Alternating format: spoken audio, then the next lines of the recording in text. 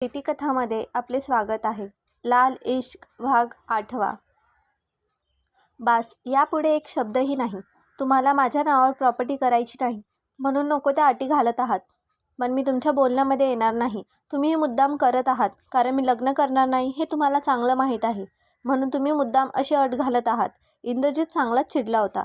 आम्हाला या घराण्याचा वारस हवा आहे, जो तू आम्हाला देऊ शकतो, म्हणून तुला लग्न तर करावं लागेल. आणि त्यामध्ये चुकीचं असं काहीही नाही. तुझं लग्न झाले नाही तर लोक आम्हाला नाव ठेवतील. दादासाहेब आपल्या जागी योग्य होते हे तुम्ही सांगत आहात. ज्या माणसाला स्वतःचा प्रपंच नीट करता आला नाही, तो आपल्या मुलाला लग्न करण्याचा सल्ला कसा काय देऊ शकतो? लग्न न करण्याचा जो निर्णय मी घेतला आहे त्याला कारणीभूत फक्त तुम्हीच आहात, जे तर तुम्हालाही चांगलं माहीत आहे.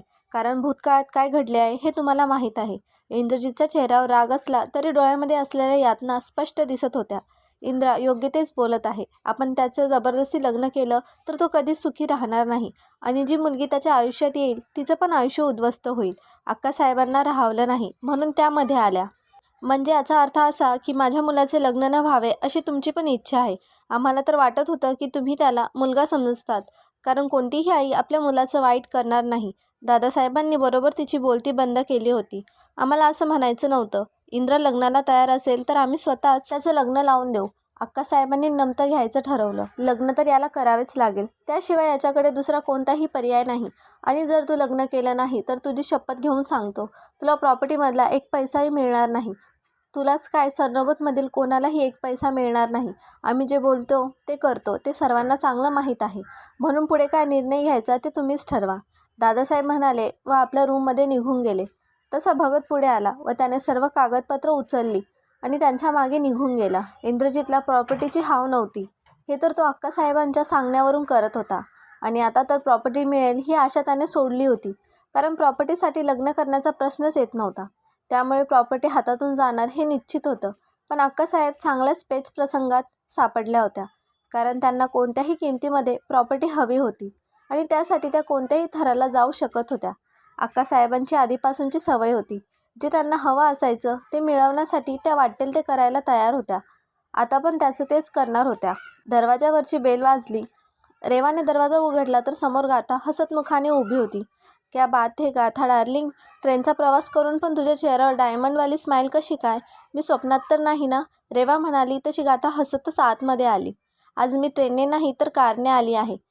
यार, इतकं कम्फर्टेबल वाटत होतं ना, मी तुला शब्दात सांगू शकत नाही. मला जर ड्रायव्हिंग येत असतं तर तुझीच कार घेऊन गेले असते. गाथा सोफ्यावर बसली.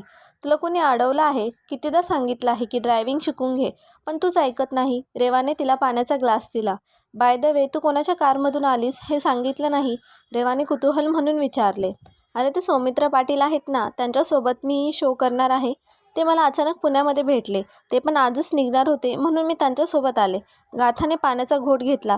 रेवा तिच्याकडे संशयाने पाहू लागली. आता तर माझी खात्री पटली आहे की तुम्ही दोघे प्रेमात आहात. जे काही असेल ते आत्ताच सांगून टाक, म्हणजे मी तुझ्यासाठी वेडिंग प्लॅन तयार करते. तुझं लग्न असं होईल की आलेले गेस्ट पाहत राहतील. रेवा म्हणाली. तशी गाथा मोठमोठ्याने हसायला लागली. आम्ही फक्त फ्रेंड आहोत आणि फ्रेंडच राहणार आहोत. आणि राहिला प्रश्न प्रेमाचा, तर ते लव्ह ॲट फर्स्ट साईड होतं. जसं आमच्यामध्ये काहीही झालेलं नाही, म्हणून खयाली पुलाव बनवणं सोडून दे. गाथाने आपल्या पर्समधून पैसे काढले व रेवाच्या हातामध्ये ठेवले, जे तिला अजिबात आवडत नव्हतं. तू कधीच सुधारणार नाही ना? तुला 1000दा सांगितलं आहे की मला रेंट नको देत जाऊ, तरी तू ऐकत नाही. रेवा चिडली होती. लिसन रेवा, ज्या दिवशी मी या घरामध्ये राहायला आले होते तेव्हा आपण फ्रेंड नव्हतो, म्हणून तुला रेंट तर घ्यावंच लागेल. आणि असंही मला काही हवं असेल तर मी तुला सांगते, मग तू याच पैशातून ते खरेदी करत जा. खुश, गाथा म्हणाली आणि फ्रेश होण्यासाठी गेली. आणि रेवा हीच काही करणार नाही या अभिवादात तिच्याकडे पाहू लागली. गाथा नसल्यामुळे तिला अजिबात करमत नव्हतं, हे मात्र खरं होतं. कोल्हापूरवरून आल्यानंतर इंद्रजित शांत झाला होता. दादासाहेबांनी जी अट घातली होती ती त्याला मान्य नव्हती आणि आता प्रॉपर्टी पण हातातून जाणार होती. त्यामुळे अक्कासाहेबांचा चेहरा उतरला होता, जे त्याला पाहावत नव्हतं. तो आपल्या केबिनमध्ये काम करत होता तसा कैवल्य आतमध्ये आला. उद्या ती मुलगी ऑफिसमध्ये येईल. मी कॉलेज थ्रू तिला मेल पाठवला आहे, जेणेकरून तिच्याजवळ दुसरं ऑप्शन राहणार नाही, कैवल्याने सांगितलं. त्या मुलीचं नाव काय म्हणाला? इंद्रजितने विचारायचं म्हणून विचारलं. गाथा कारखानेस. हे तिचं लास्ट इयर आहे आणि आपली कंपनी कॉलेज स्टुडंट्सना वेकन्सी देते, म्हणून तिला शक येणार नाही. पॅकेज पाहून ती मुलगी आपल्या इशाऱ्यावर नाचेल बघ, कैवल्याने सांगितले. ग्रेट, काही झालं तरी ती मुलगी आपल्या हातातून जायला नको, इंद्रजित म्हणाला. त्यावेळी त्याचा उतरलेला चेहरा कैवल्याच्या नजरेतून सुटला नव्हता, म्हणून तो आला तसा निघून गेला. गाथा आणि रेवा सौमित्राच्या ऑफिसमध्ये त्याला भेटायला आल्या होत्या. रेवाला तर तो पहिल्या नजरेत आवडला होता. सौमित्र इतका हँडसम असेल हे तिला स्वप्नातही वाटलं नव्हतं. आज लाईफमध्ये पहिल्यांदा तिला कोणीतरी मुलगा आवडला होता, म्हणून तिची नजर त्याच्यावरून हटत नव्हती. Welcome miss Reva. तुमच्या फ्रेंडचा तुमच्यावर जास्तच विश्वास दिसत आहे, म्हणून तर कॉन्ट्रॅक्टवर सिग्नेचर करायला मागत नाही. आता तुम्ही लवकर मला या संकटातून मुक्त करा, म्हणजे मला पुढची प्रोसिजर सुरू करता येईल. सौमित्र तिच्यासोबत पण अगदी फ्रेंडली बोलत होता, पण यावेळी रेवाचे कशात लक्ष नव्हतं. काय झाले रेवा, कॉन्ट्रॅक्ट तुझ्या समोर आहे. गाथाने तिला हाताचा कोपरा मारला तशी ती भानावर आली. तिने सौमित्रवरची नजर हटवली व पेपर व्यवस्थित रीड केले. पेपर क्लिअर आहेत, तू सिग्नेचर करू शकते, रेवाने सांगितले. उद्यापासून तुझी ट्रेनिंग आहे. आधी तुझं फोटोशूट करावं लागेल. रॉकी तुझ्या मदतीला असेल, सो डोंट वरी, सौमित्र म्हणाला. मला ना कॅमेऱ्याची भीती वाटते. मी TV मध्ये पाहिलं आहे, त्या मॉडेल कशा तोंडाचं चंबू करून फोटो काढत असतात. गाथा म्हणाली तसा तो हसायला लागला. हे माझी आई, तसं करावं लागतं, तुला पण हळूहळू सवय होईल. गाथाने सिग्नेचर केल्या तशा दोघीही जाण्यासाठी उठल्या. तुम्हाला भेटून खरंच आनंद झाला, रेवाने हात पुढे केला. सौमित्राने तिला शेकहँड केला आणि दोघी ऑफिस बाहेर पडल्या. मला अगदी खरं खरं सांगायचं, काहीही लपवायचं नाही. तुला सौमित्र आवडतो का, रेवाने विचारलं. तुझा प्रॉब्लेम काय आहे, एकदा सांगितलं ना, आम्ही फक्त फ्रेंड आहोत, गाथाने वैतागत म्हणाली. तशी रेवा रिलॅक्स झाली. तू असं का विचारत होती, म्हणजे तुला तो आवडतो, गाथाने विचारलं. तशी रेवा कोड लाजली आणि हो मध्ये मान हलवली. हे पाहून गाथाला असा काही आनंद झाला की तिने आनंदाच्या भरामध्ये तिला मिठी मारली. सौमित्र आणि रेवाची जोडी अगदी शोभून दिसणारी होती. दीक्षा कॉलेजमध्ये आली तसा विकी नेहमीप्रमाणे तिला इम्प्रेस करण्यासाठी तिच्या जवळ गेला. हाय दीक्षा, बरेच दिवस झाले, तू कॉलेजला आली नाहीस, विकीने विचारले. मी आले नाही म्हणून कॉलेजमध्ये संप चालला होता का, दीक्षा वैतागत म्हणाली. तुझ्यासाठी महत्त्वाची बातमी होती, तुझ्या कामाची आहे, म्हणून विचारत होत, विकी म्हणाला. तसे दीक्षाने कान टवकारले. लवकर सांग, माझ्याजवळ वेळ नाही, दीक्षाने विचारले. तुला तो रॉकी माहीत आहे ना, जो तुमच्या कॉम्पिटिशनच्या वेळी जज म्हणून आला होता. त्याने गाथाला पॅरिसचा फॅशन शो ऑफर केला आहे. गाथा त्यामध्ये लीड मॉडेल असणार आहे, विकीने सांगितलं. तशा दीक्षाच्या हातच्या मुठ्या आवळल्या गेल्या. ही कालची मुलगी माझ्यापुढे जाण्याचा प्रयत्न करत आहे, जे मी होऊ देणार नाही. यावेळी दीक्षाला तिचा जीव घ्यावासा वाटत होता. सौमित्र पाटीलने तिला हायर केलं आहे, तुला तर माहीत आहे ना.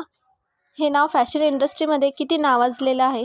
त्याच्या कंपनीने जर तिला लीड मॉडेल घेतलं तर गाथा फक्त इंडिया नाही तर पॅरिसमध्ये सुद्धा फेमस होईल, विकी म्हणाला. पण सौमित्रचे नाव ऐकून दीक्षा शांत झाली होती.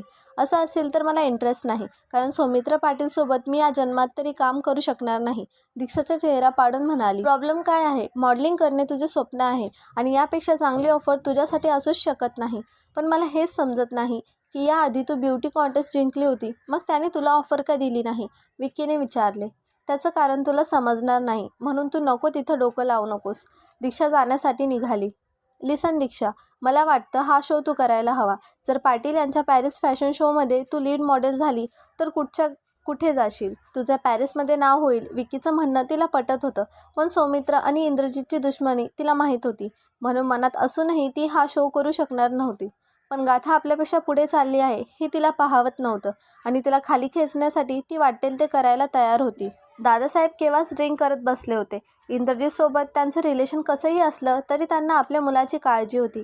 अक्कासाहेब आणि दुर्वेशचे मनसुबे त्यांना चांगले माहीत होते, म्हणून इंद्रजितने लग्न करून सेटल व्हावं असं त्यांना वाटत होतं.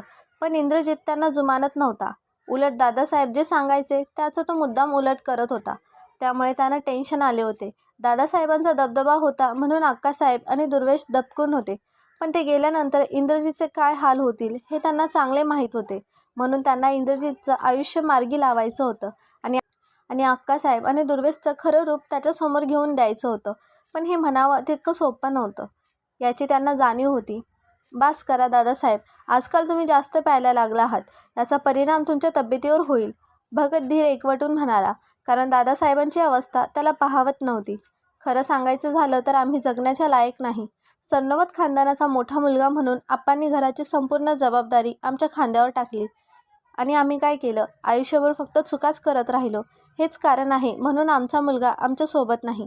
आम्हाला त्याची काळजी वाटते. पोरगं तापट असलं तरी मनानं हळवं आहे.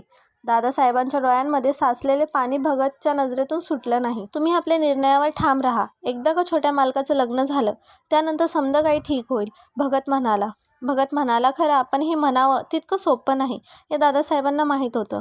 आजची सकाळ गाथासाठी खास होती. नुकताच तिने आलेला मेल पाहिला होता. तशी ती घरभर आनंदाने उड्या मारू लागली होती. आजकाल तिला न मागताच खूप काही मिळत होतं. यासाठी ती मनोमन देवाचे आभार मानत होती. मार खाशील गाथा, मला शांत झोपू दे. आज एक इव्हेंट आहे, त्यामुळे रात्री नीट झोप मिळणार नाही. रेवा तिच्या कालव्याने वैतागली होती. आता मी तुला जी बातमी सांगणार आहे ती ऐकून तू पण माझ्यासोबत उड्या मारशील, गाथा त्याला हलवत म्हणाली. पण रेवाने डोक्यावरून पांघरून घेतले होते आणि कुस बदलून झोपली. हा मेल पहा. मला IAS ग्रुप ऑफ इंडस्ट्रीमधून कॉल आला आहे. त्यांनी मला मॅनेजरची पोस्ट ऑफर केली होती. पॅकेज पाहून तर तुझा विश्वास बसणार नाही.